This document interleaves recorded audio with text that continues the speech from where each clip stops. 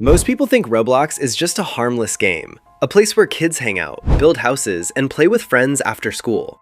But sometimes, what starts in a game doesn't stay in a game. And this story proves that in the worst way possible. A 13-year-old girl attacked her best friend after a relationship that started in Roblox. What began as a normal friendship inside a game slowly turned into something much darker and ended in real life. Emily and Sophie had been best friends for as long as they could remember. They met in kindergarten, grew up side by side, and did everything together. Birthdays, sleepovers, school. If one was there, the other was too. By the time they were 13, they weren't just friends anymore. They were like sisters. Then they discovered Roblox. At first, it was just another game, something fun to do after school. They tried different modes, but eventually they found one they loved, Brookhaven. A place where they could build lives, create stories, and escape into their own little world. That's where they met him. His name was Matt. He was quiet, a year older, and in the game, he felt more confident than in real life. One night, he randomly ran into Sophie. They started talking. Later, Emily joined them. And almost instantly, the three of them clicked. They began playing together every day.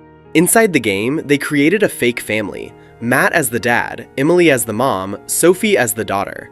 It started as a joke, but over time it became something more. And that's when things started to change. Emily's grades began to drop. Her parents noticed. Eventually, she was given a choice: focus on school or lose access to her phone. So she made a decision. She stepped away from the game. But Sophie didn't.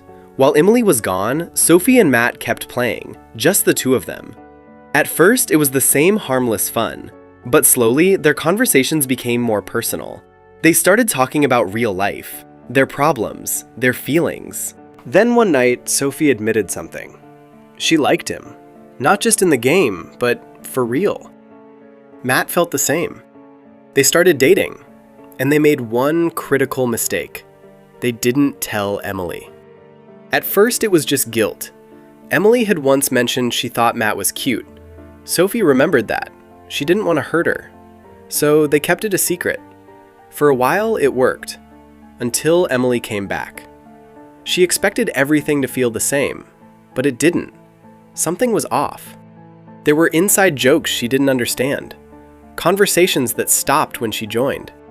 Times when both of them were online without her. She felt it immediately. So one day at school, she asked Sophie directly, "Do you like Matt?" There was a pause, just for a second, but that was enough. "No," Sophie said, "of course not." But Emily knew her too well. Not long after, Emily asked Matt to meet her alone in the game. She chose a quiet place, the church in Brookhaven. And there, she told him the truth. "I like you, for real. Do you want to be with me?" Matt hesitated, then answered honestly, "I'm sorry, I'm already with Sophie." Everything changed in that moment. Emily logged off without a word. That night, she couldn't sleep. She replayed everything in her head, the lies, the secrets, the feeling of being replaced. To her, this wasn't just drama. It felt like betrayal. Over the next few days, she acted normal on the outside, but inside, something was building. She started messaging Matt more and more. At first, it sounded like a confession. Then it started to sound like something else. "She doesn't love you like I do. You don't understand how much I care about you. You'll see." Then suddenly, she messaged Sophie. "I want to talk, in person. Just us, no phones." Sophie agreed. She thought they were finally going to fix things. They chose a park after school, a quiet area near a pond, away from the main paths. Peaceful, isolated. Sophie arrived first. A few minutes later, Emily showed up. Something was off. Her expression, the way she moved, the way she looked at her. "Emily?"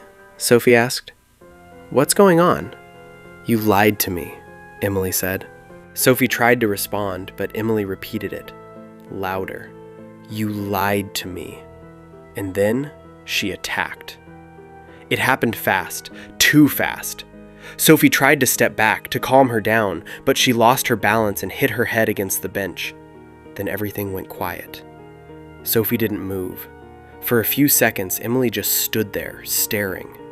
This was the moment where everything could have stopped, but it didn't. Instead of calling for help, she looked around.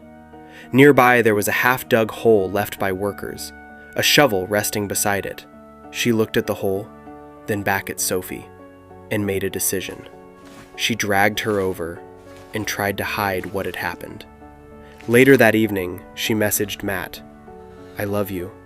He replied, confused, "I told you, I'm with Sophie." Then she sent another message. "She's not here anymore." He didn't understand, not at first. "I got rid of her." Everything stopped. Matt tried to contact Sophie, no answer. He checked her last message. "Going to the park, meeting Emily." That's when panic set in. He called the police and told them everything. The park, the pond, the benches, and the message. What followed were the longest minutes of his life. When the police finally called back, they had found her, near the pond, under disturbed ground. After that, everything moved quickly. Statements, questions, police visits. Emily was taken into custody. What happened to her after that? Matt doesn't fully know, but he does know one thing. He never opened Roblox again. To this day, he can't hear the name Brookhaven without feeling sick. People like to say the game was the problem, that Roblox is dangerous, that online relationships cause things like this. But a game doesn't make decisions.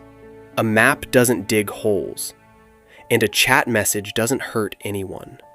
People do. So the question is, did the game create the monster, or did it just reveal what was already there?